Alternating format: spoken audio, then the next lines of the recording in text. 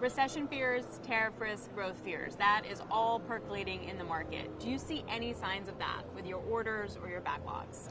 Well, we've certainly experienced stock volatility over the last 6 months, but the end market's not so much at all. No, I mean, just like we started the year, I'd say we expect substantial growth in both our gas and our grid backlogs. It's substantially higher margin than when we started the year. Continue to work on operationally improving our wind business. So that's the one end market that's a little bit softer for us. But certainly in our larger, faster growing businesses, really no change through the first 2.5 months of the year. If we get tariffs on aluminum and steel tomorrow at 25%, how does that impact you? At the end of the day, these are technologies that are needed. And this is also an example of where it helps to be a U.S.-based company. I mean, we only buy about 5% of our raw materials from Canada, Mexico, China that gets imported into the U.S. So we'll have to navigate through whatever policies come, but we feel like we can manage through those disruptions. Do you have pricing power to push it through? In the end, it doesn't mean in between now and then, there couldn't be some financial implications for us. But with only about 5% of our material buy being in those countries, we'll navigate through it. But we're not immune to tariff risks, but we're confident we can navigate our way through this. So this has been a year for GE Vernova, quite a year. Yeah. It's been spun out from GE. And it's been quite a year in terms of AI and data center demand. What's been the biggest change for you leading the company in the last year? Well, I mean, I'm proud of the first year, but most importantly, it's really just the beginning for us because a lot of these trends, whether it be AI, whether it be the electrification of these industries, it's really just starting. So our end markets continue to strengthen. I think there's a more reality-based focus on both the need for gas and nuclear. So the demand cycle for both of those continues to get even stronger today than where we were 12 months ago. And it really then comes back to how do we deliver safely and in a high-quality way to serve this incredible market that we're walking into. I mean, your backlog is huge, right? It's like $73 billion, right? Sure. Can you give me perspective, like how much of that is AI demand driven? How much of that is like wind stuff? How much of that is transformers? Which is the stuff you got to plug into the grid? You bet. It's still a very small proportion of our backlog is directly attached to AI. I mean, when you really think about even data centers in total, there's only about 60 gigawatts of data centers globally today, and only 15% of that's really explicitly related to AI. Most of it's still cloud and storage. So that's why there's so much growth to come, because we're really just starting. But I'm sure us sitting down a few years from now, it's going to be a larger proportion of our backlog. How much do you think it would be?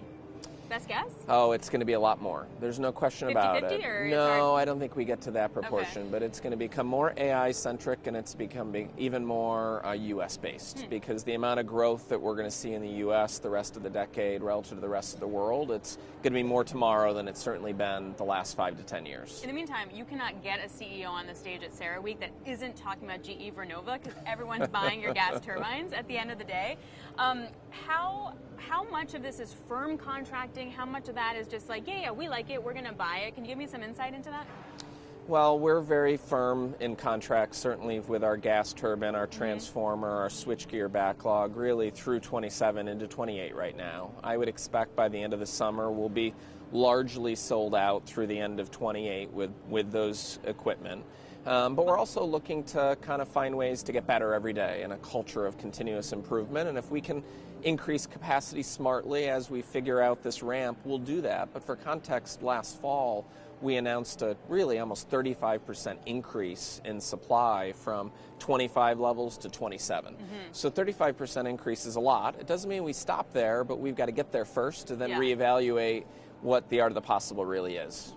Okay, so to that point, what are the issues with execution then? Like, it's a lofty goal, right? You're investing $600 million to expand plants in the U.S. It's a lot. How fast can that happen, and what are the roadblocks for you? It's got to happen in the next 2 years. You know, really, this company is going to look very different between now and the summer of 26. What's the biggest hurdle for you to get that done? Workers? Pricing, we're going to add over permitting? We're going to add over 1,500 employees. That's a combination of engineering and craft labor. That's all in the U.S. Take gas as an example. We've got to add over 500 heavy-duty pieces of machinery into our global factories to drive this growth and this ramp. So that's a lot in existing factory footprints. We're highly capable of doing it, but it's a lot between now and, let's say, the 4th of July of next year. So I like our chances, but there's a lot of work to do. Talk to me about the wind part, okay? Because that's sort of like the cousin no one wants to talk about right now, right? Or the uncle. If someone came to you and said, hey, Scott, I'd like to buy your wind business, would you be like, yes, take it off my hands? No, I don't think it's that simple. Okay. I think at the end of the day, we've got a big onshore wind business today. Even in the U.S., we have over 35,000 wind turbines that are spinning, creating electricity today. We see real opportunities to repower that existing install base using the infrastructure that's already been built, but putting longer blades onto the wind turbines that helps the world. We think there's a role for wind, and with that role for wind, we're focused today on just operationally running this business better every day, waiting for the growth and inflection that comes. So we really are a believer in an all-the-above technology suite. But we'll also look at our portfolio every day with a steely eye on what creates value for our shareholders, but there's no binary yes or no answer to that question, but we're focused on running these businesses better and ultimately creating value. All right, so sticking to the wind.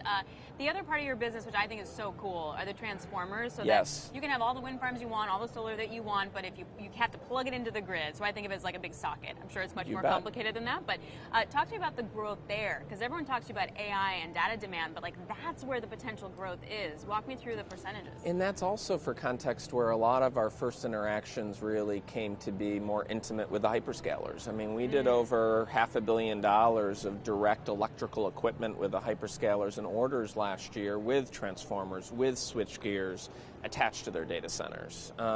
That's a business that we see substantially growing from here. 2 years ago, our backlog coming into 2023 was about $6 billion equipment backlog.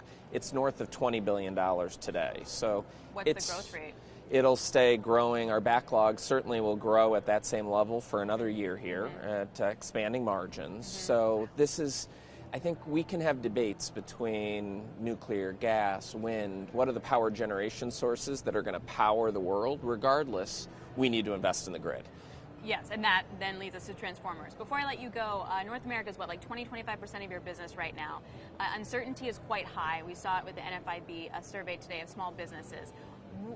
Is now a good time to invest in the U.S.? And what part of that business do you think it could be in the next 5 years? I think it's a great time to invest in the U.S., yes.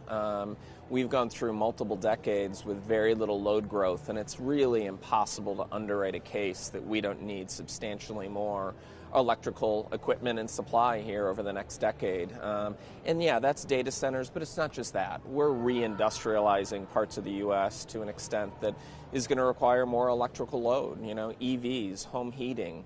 There's a lot of other factors, and beyond that, we just need to modernize what we have for resilience and energy security. How big of a percentage could the U.S. or North America be in your portfolio in 5 years? It's going to grow as a proportion for sure, but it's not the only market. We're continuing to see real growth in Asia and in Europe, but we're very bullish on the U.S., and we're going to keep investing in the U.S. You cited the $600 million and 1,500 jobs attached to that, but that's not the end. That's just the beginning as we continue to serve this market.